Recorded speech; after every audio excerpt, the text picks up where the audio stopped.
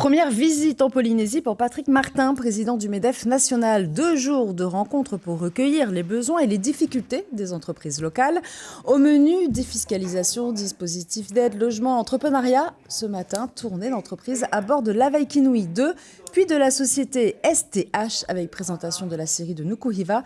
Gérard Siou, PDG de la société d'exploitation, répond à Rohan Potoulou.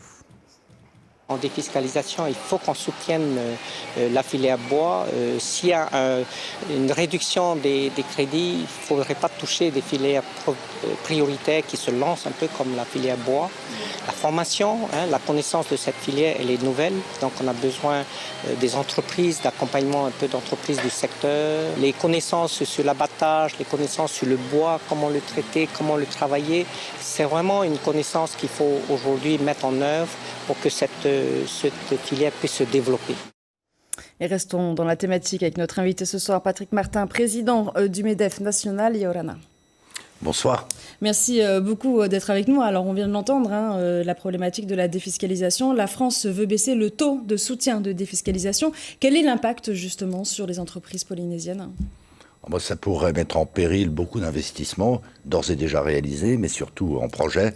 Et donc, nous, au MEDEF, on se bat pour que cette défiscalisation au niveau national soit bien maintenue, comme on se bat sur beaucoup d'autres sujets autour d'un budget qui n'est pas du tout pro-entreprise. Et alors, comment on se bat justement sur cette question-là ?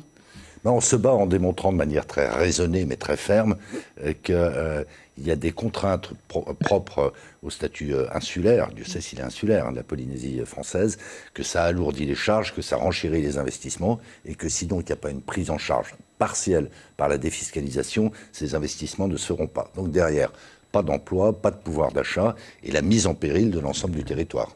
Et est-ce que justement les problématiques de la Polynésie peuvent être entendues au vu de la situation tout de même dans l'Hexagone qui est, on va dire, plutôt instable aujourd'hui ?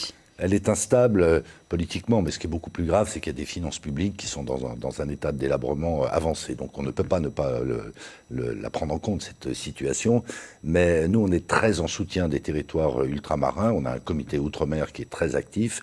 Et moi, personnellement, je suis très attentif à ce que tous les territoires soient pris en compte. Et que donc l'État prennent bien des mesures d'économie, mais pas au détriment de la dynamique économique, pas au détriment de l'emploi, pas au détriment des territoires.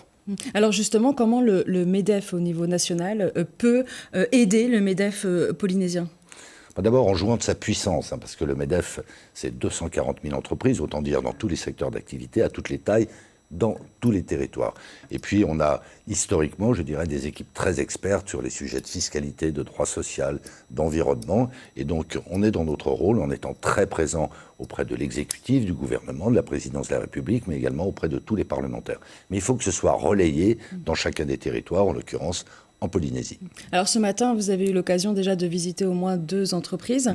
Du coup, vous, c'est la première fois que vous venez en Polynésie, donc vous découvrez quand même le territoire et certainement ses spécificités. Quel est votre regard déjà un petit peu sur l'état de la situation, en tout cas des entrepreneurs et des entreprises ici ? D'abord, c'est un territoire magnifique. J'en mesure parfaitement le potentiel, notamment touristique, et ça n'est pas neutre. Ensuite, je vois qu'il y a des chefs d'entreprise qui veulent avancer, mais qui se désolent d'une certaine manière d'une forme d'inertie des pouvoirs publics qui, de mon point de vue, de leur point de vue, ne prennent pas suffisamment en compte le fait que s'il n'y a pas une économie dynamique, s'il n'y a pas des entreprises qui entreprennent, eh bien, il y a beaucoup d'autres sujets qui ne se régleront pas. Et que c'est pas en augmentant la fiscalité, c'est pas en augmentant les charges, parce que là, on altérerait encore la dynamique économique qu'on trouvera les solutions.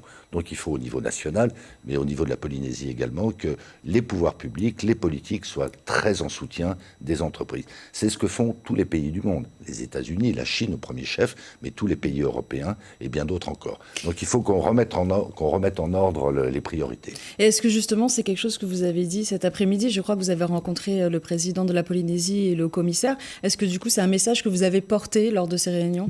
Alors on a eu un dialogue très ouvert, très respectueux, je crois pouvoir le dire très constructif. Et moi je me suis particulièrement exprimé sur 2 sujets qui me paraissent particulièrement sensibles ici, c'est-à-dire les jeunes.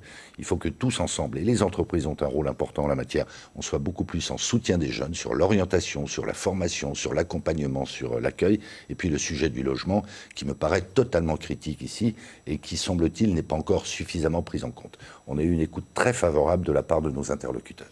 Une dernière question avec vous ce soir. Vous avez déclaré il y a peu dans la presse nationale, le patronat doit être le lobby le plus influent. Alors, c'est-à-dire, et est-ce que c'est possible ? C'est possible et c'est nécessaire. Je rappelle que les entreprises du MEDEF, c'est 12 millions de salariés.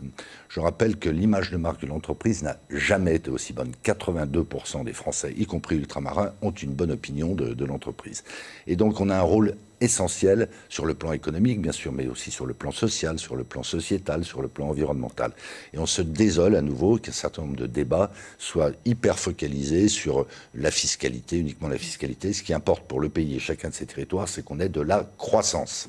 Merci beaucoup, Patrick Martin, d'avoir été avec nous. Je rappelle donc que vous êtes président du MEDEF national.